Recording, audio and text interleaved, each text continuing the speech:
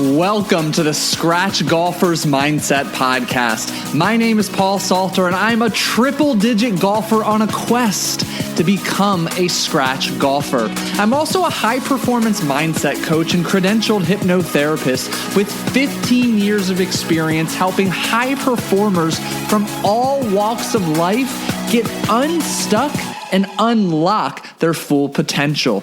Join me each week as I not only detail my journey, but make mastering the mental game of golf simple, tangible, and relatable so that you can overcome the mental hazards keeping you stuck in the proverbial bunker of poor performance.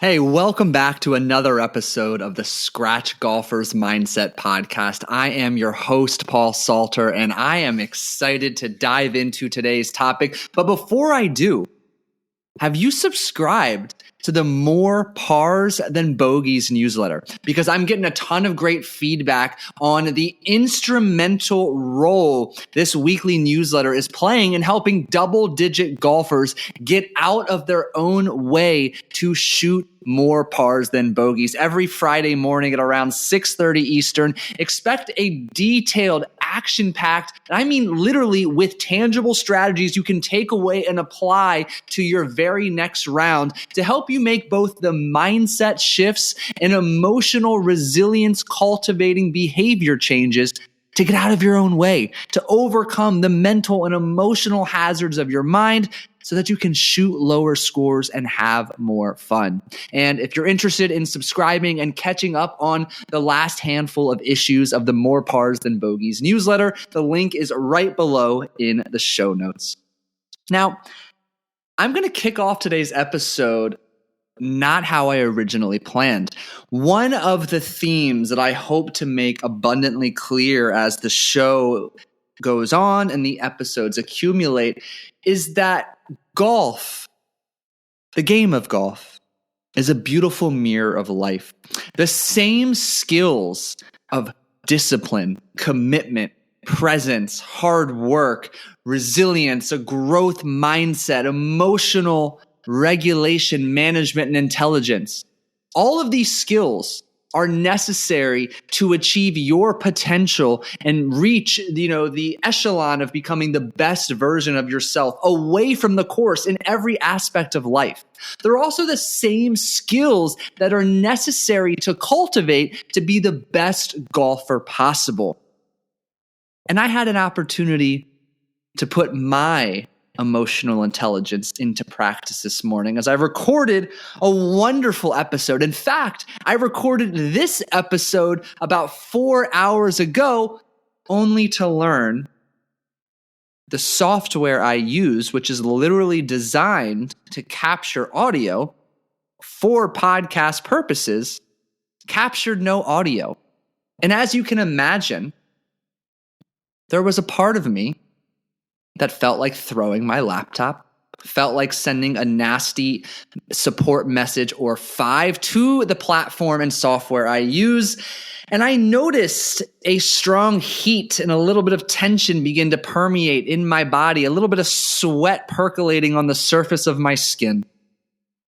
And fortunately, I was able to quickly find my breath, slow down, and reframe the situation to see that the second edition of this episode would likely be that much better.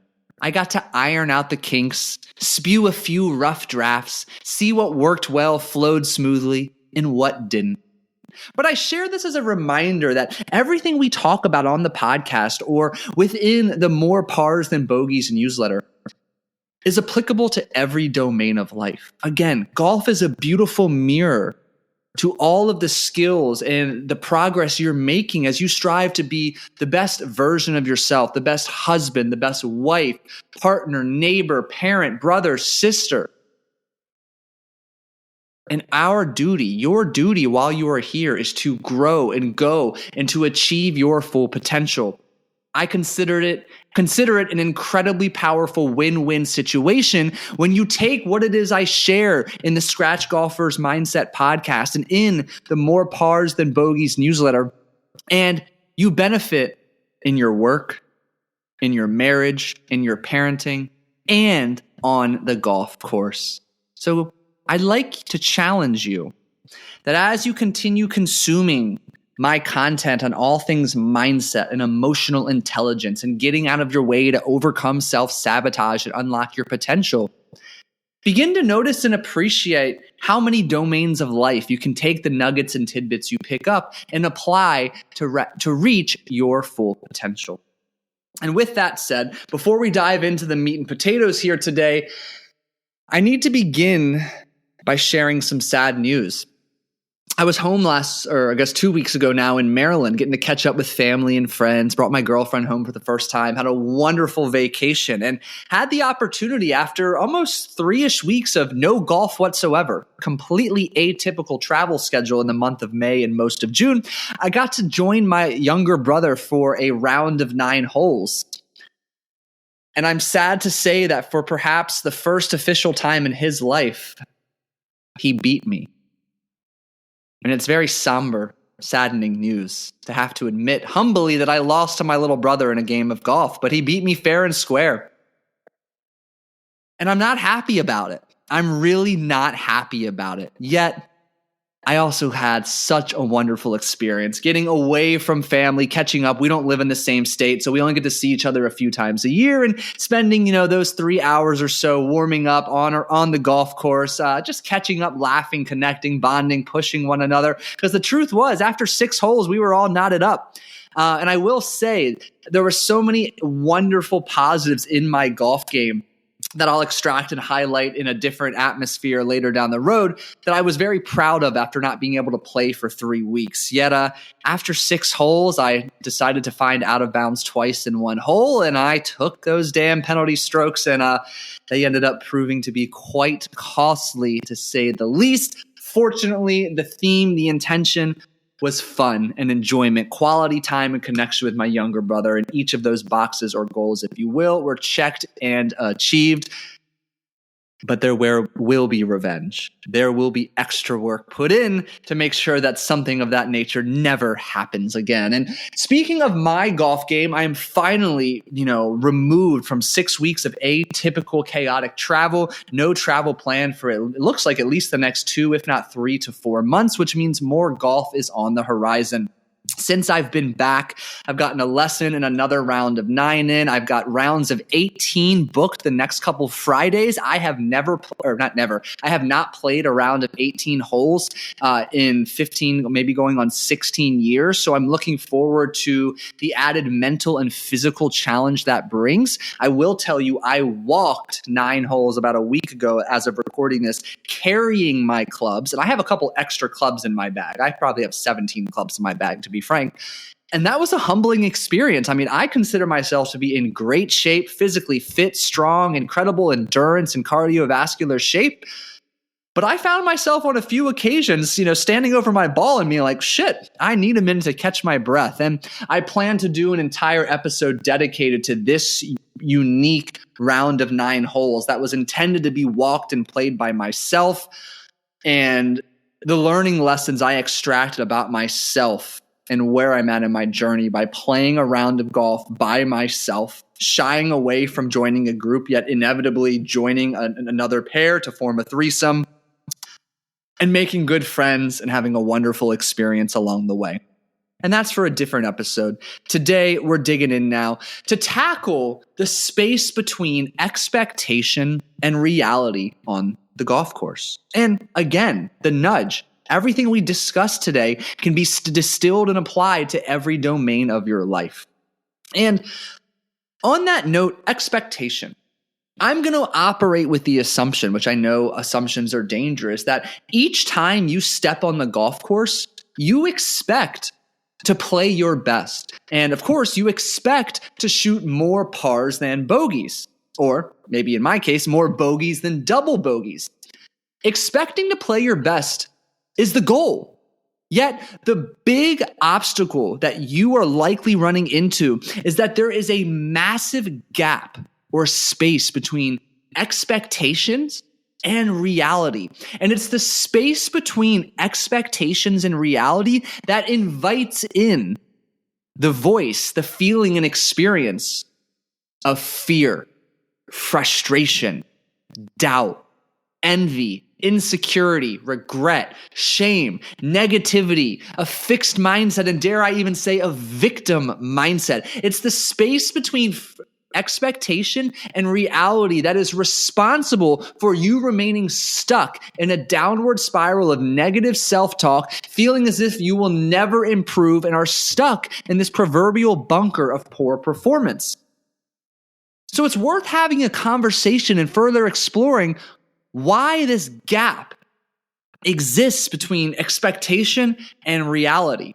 And the first note that I think is incredibly important is that although it's an assumption that every time you show up on the golf course, you expect to play your best looks different month to month, week to week, and day to day.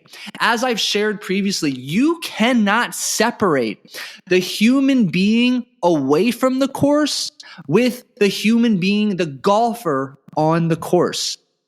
I don't care how strong of a compartmentalization skill set you possess, you are still going to carry either the emotional baggage, the mental stress, the lack of sleep, inadequate hydration, and poor nutrition that you partake in away from the course onto the course. That is just the way and the nature of the game and life. So your best looks different every single day. Therefore, if your expectation is to play your best, your expectation is going to differ a little bit every day. And to give you an arbitrary example, let's say you have a newborn and you got all of 3 hours of sleep last night. Your tea time is at 7:14 in the morning. And again, probably less than 3 hours of sleep, not to mention it was interrupted in a poor quality. Is your best going to look a little different in the morning compared to playing a 10:14 a.m. tea time after a night of 7.5 hours of solid sleep? Yeah, I absolutely think it is. So one of the biggest mistakes we run into is we have a misaligned or an incongruent expectation with where you are at today. And that's problematic because, again, it is this this gap in expectation and reality that gets you into trouble. You feel like you always are coming up short, have so far to go when it comes to achieving your goal. You invite in feelings of defeat. You invite in feelings of I'm not good enough. I'll never achieve X, Y, and Z. You get stuck speaking in these negative absolutes that derail the beliefs you have about yourself and the behaviors you exhibit on the course. Therefore, you shoot higher scores with an inconsistent swing. So how do we weather that? Well, before I get a little tangible and tactical here, I think it's worth mentioning too, Scotty Scheffler aside, and actually literally this example still applies to Scotty Scheffler, go take a look at the statistics PGA professionals are putting up. And yes, they're playing some of the most challenging golf courses in the world. I get that. But aside, look at how many fairways they are hitting. Look at how many greens in regulation they're hitting. Look how often they are three-putting. These numbers are not as close to perfect as you may think. I believe on the Sunday when Bryson DeChambeau won the latest major, he hit 54% of fairways. His greens in regulation, I don't think, was much better. And I share this to help reframe and reiterate. Golf is not a game of perfect. Perfection is not required. Yet for some reason, and I think that reason is attributed to how intoxicating it feels when you hit the sweet spot and you see that perfect trajectory and ball flight and the shot go exactly where you want. How intoxicating it is. It feels like we should be able to replicate it swing after swing. That's just simply not how it works. There are so many mental, emotional, and physical variables, both expected and unexpected, accounted for and unaccounted for, that influence your swing, your shot, and your ability to score. The expectation needs to be tempered here. We have to keep that in mind. Again, I'm arguing the case for beginning to lower your expectation, and I'll keep building upon that. Now, when it comes to setting the appropriate expectation, one of the easiest ways to help you do that, there's actually two. Number one is having a pattern of consistency in both your practice and play schedule. And what I mean by that is having some semblance of a goal. If you are someone who truly desires to maximize your potential on the golf course, there needs to be a routine in terms of a number of times you are completing a practice or a play session throughout the week. So for me, for instance, as we turn to the month of July, one lesson or practice session and one round of at least 9 holes every week will become my goal. Your consistency in executing both your practice and your play rounds allows you to have a real-time accurate pulse, a finger on the pulse of where your game's at. So you know, based on your practice performance, based on how your last few scoring rounds have gone, you're able to set a realistic expectation for the upcoming round. One of the mistakes I see so many people make is they're inconsistent with their practice and their play schedule. Maybe travel, vacation, or something else comes up and there's a gap that creates this inconsistency. Yet, even though it's been 2, maybe 3 weeks since their last round, they still expect to shoot their usual 85 to 88. But they're a little rusty. There is a little bit of fine tuning and kinks that need to be worked out in those first few holes. And when they go in with the expectation to shoot their normal 85 to 88, frustration ensues, anger ensues after every poor decision or mistake that is made or poor shot that occurs after they knock off some of the rust for not having played in a couple of weeks. So number one, consistency in your routine gives you the most up-to-date feel on the pulse of where your game is at, which helps you to set your expectation. Number two, you need to be mindful of some of your off-the-course metrics that influence the version of a golfer that shows up for your next round. You need to be mindful of your stress management, your sleep quantity and quality, your nutrition intake, your physical exercise away from the course. And I am someone who loves numbers to give me tangible black and white information to help me assess where I am at. So again, using an arbitrary yet relatable example, if I have the goal of getting 3 resistance training workouts in per week and walking 10,000 steps per day, and I am either crushing it or completely missing it, each of those is going to have an impact on my ability to play my best golf. If I have missed my workouts the last couple of weeks, I shouldn't have the same expectation to play in that 85 to 88 range. Similarly, if my sleep has been shit, my nutrition's been inconsistent, or work and family life is driving me absolute bananas, all of this is going to merge and bleed into my ability to play my best golf. Therefore, my best version of golf, as I carry some of this emotional, physical, and mental stress into my game, is going to look different. I have to adjust. And maybe I take the focus off of scoring altogether, and instead I put the focus on one particular area of my game, whether that be putting, whether that be getting up and down, greens in regulation, or fairways hit. Now, when it comes to scoring, I think one of the mistakes we make, given that it's so widely known, par is 72 and oftentimes 70 or 71, our goal is par. Every hole, the goal is par. Remember, it's not even necessarily a goal as much as an expectation. It's expected that on this hole that is 454 yards with the dog leg right, it should take you 4 shots from tee box to getting the ball in the hole. For the vast majority of us, this is just not a likely and realistic expectation more often than not. And depending where you are in your journey, what your handicap and experience is, it is going to benefit you to, instead of aiming to play par golf, playing bogey or even double bogey golf. Because what happens if you are currently a double bogey golfer, speaking for myself, and you still set the expectation to score par on every single hole? How often do you think I'm making par? I can tell you in my last 3 rounds, I think I have 2 pars. Not that many.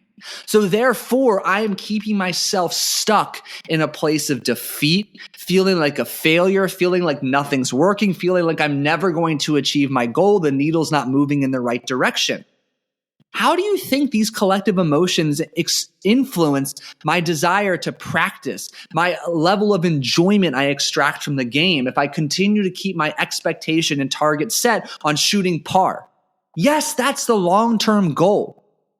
But I need to chunk down my goal. If I flip the script and reframe the situation and expect to shoot double bogey every hole, well, based on where I'm at in my journey, I'm accumulating a lot more double bogeys than I am pars right now, which means, in essence, in this particular chapter of my career, I'm winning. I'm achieving my goal. I'm reaching expectation. Reality and expectation in my life right now with this simple change in perspective are fairly close. The expectation is just out of reach, which means there's a challenge present. That challenge creates motivation, and collectively, this challenge helps to tunnel vision my focus to play to the best of my ability to meet my goal. And guess what? I'm rewarded quite often. All of my good behaviors are reinforced as I achieve this goal of double bogey quite often.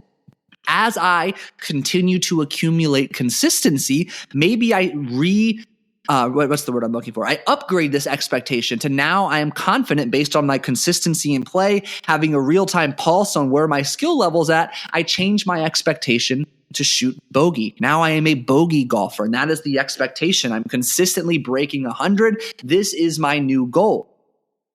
What I am doing is shrinking the gap between expectation and reality. I'm leveraging my pattern and consistency of practice and play with what other external variables that might influence how I show up on the golf course to set a realistic expectation for this particular playing round or practice round that is, again, just outside of where I think I can play today. And that challenge, that innate desire, flame is stoked to play my absolute best so I can satisfy this expectation. And it is this challenge that keeps me sharp, focused, and attentive on playing my best golf. And I get to sit back, observe what goes well, and to reap the rewards and celebrate the results every step of the way. So I leave you with this key takeaway. Do not make the mistake of setting your expectations in stone. Do not be so rigid that whether you've gotten 3 hours of sleep or 12 hours of sleep, you've played consistently for 6 months, or you haven't touched your club in 6 weeks, that you're going to shoot the same score you always do. That is a recipe for disaster that is going to make the experience miserable as you're rooted and stuck in a pattern of frustration, anger, envy, shame, and poor performance. And that is not why you picked up the club in the first place. You were here to have fun, to shoot low scores, and of course, shoot more pars than bogeys. Well, thank you so much for listening to yet another episode of the Scratch Golfer's Mindset podcast. If you continue to listen and you found these episodes valuable, please, I ask, leave a genuine rating and review. I've had several people reach out to me or begin following me on social media. And when I had the opportunity to connect with them, they told me they found the podcast either randomly scrolling through Apple Podcasts or via word of mouth. It helps me better help you if you get this information out there by leaving a rating or review on Apple Podcasts, Spotify, or sharing it with a fellow golfer, which, as I've been traveling the last 6 weeks, everybody I know is golfing. I've had so many small talk conversations with fellow golfers in restaurants, markets, and the airports. I know that you will benefit, and he or she who you share this with will also benefit. And of course, again, a reminder, every Friday, More Pars Than Bogeys newsletter comes out. I'd love to be able to deliver that to your inbox every Friday. You can subscribe and catch up on the latest editions by clicking the link in the show notes below. With that said, have a phenomenal round ahead. Enjoy your day, and I'll catch you in the next episode.